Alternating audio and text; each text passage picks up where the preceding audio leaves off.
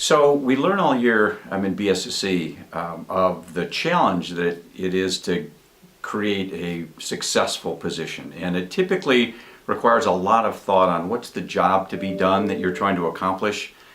Specifically, what positioning are you attempting to execute? And then aligning the organization to be able to execute on that very precisely.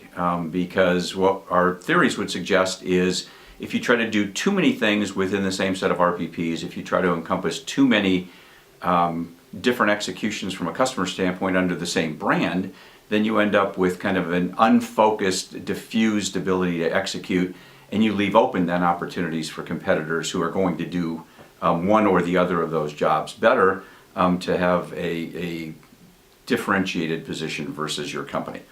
And so we bring in these current events once a week, and they just kind of happen to flow through our life, and our cases in BSSC tend to be a little older typically, and so it's fun actually to look at the kind of theories through the lenses of a new event. And so the current event that I picked early this semester was Ferrari launching an SUV.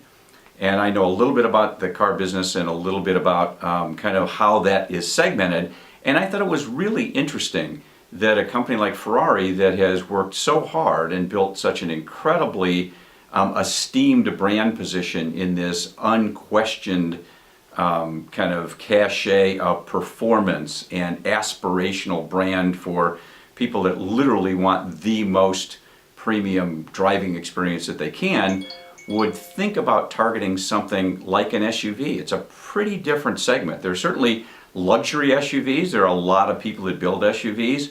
They're profitable in the auto business, and so it's clearly something that companies that have prior experience just making cars are attracted to. I have a little experience at General Motors with Cadillac actually launching an SUV vehicle during the time that I was working at General Motors at OnStar called the Escalade. It was a really important vehicle for us because it gave OnStar a chance to actually launch in a factory installed way on this product that was new to Cadillac. So I love the fact that they got into the SUV business. Their dealers love the fact that they got in the SUV business because there was a lot of money to be made.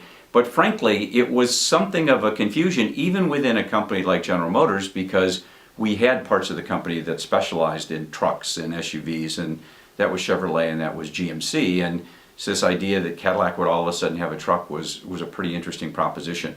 If it was interesting at GM, it's an order of magnitude different planet interesting from Ferrari's standpoint. And so I looked at this article and I thought, why would they do this? You know, they certainly sell a number of vehicles today. They sell about 2,500 vehicles today, and their base level vehicles start in the kind of range of about $200,000 to $300,000, and you can actually buy a Ferrari that costs over $2 million. And so this is pretty rare air and tends to be for these people that really, really want to be able to lay claim to this ultimate performance machine. And so as I read through the article, you actually see somewhere a little bit later on that the company has actually been given objectives. It's a public company now. It's been given objectives to double their size in a very short period of time. And if you think about the positioning of the traditional Ferrari, that market doesn't typically expand and contract in radical ways, size-wise. In short periods of time, it'll go up and down a little bit with the state of the economy, but it's not exactly you can carve out a whole new segment that's going to double in size.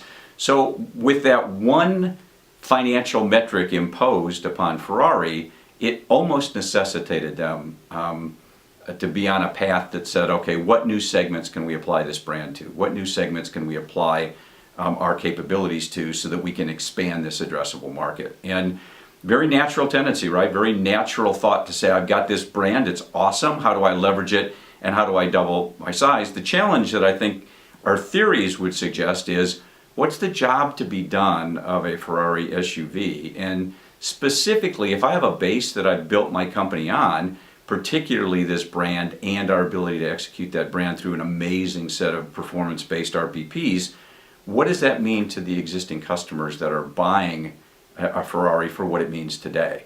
What does it mean to the satisfaction of their job? Remember, we talk about functional, social, and emotional roles.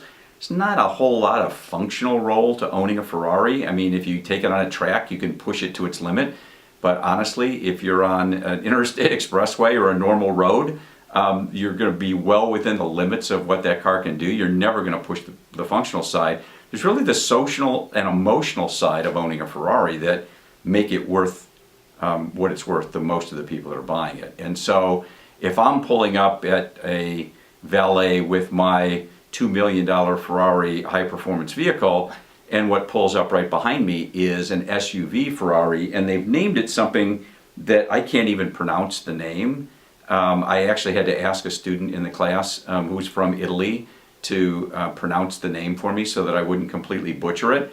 And the reason that they say they even used a name like that was that they didn't really want it to be an easy acronym of any kind to be able to kind of use as a reference to the vehicle, because it is so exclusive. And my student just thought it was silly because she thought the name really didn't represent a whole lot of what Ferrari would be all about. And so we ended up very skeptical within the class. After we had a discussion, we completely appreciated why they were led to try to expand their business into this area of larger addressable markets with their brand.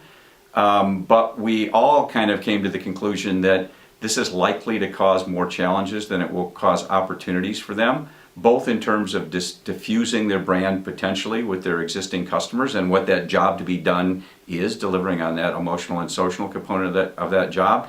And honestly, maybe even within Ferrari, within the RPPs of what you're executing within the company, because it's a pretty significantly different challenge to say our job is to be the absolute best performance vehicle and line up our capabilities to execute on that, to we want to double our size in the next few years and apply as best we can our capabilities to a category that typically has nothing to do with high performance and the kind of exclusivity that you would typically see in a Ferrari. So doesn't mean companies don't do things, and it doesn't mean that they won't get some traction, a bad pun for an auto company, but in all likelihood they'll sell some of these things. It will probably take a while to play out whether or not this was a really smart decision for them. And I think our frameworks would at least tell us, be a little skeptical of how much of what Ferrari is all about can be transferred into an execution like an SUV. Specifically, what challenges would that set up as the internal tensions within the business model and the RPPs at Ferrari?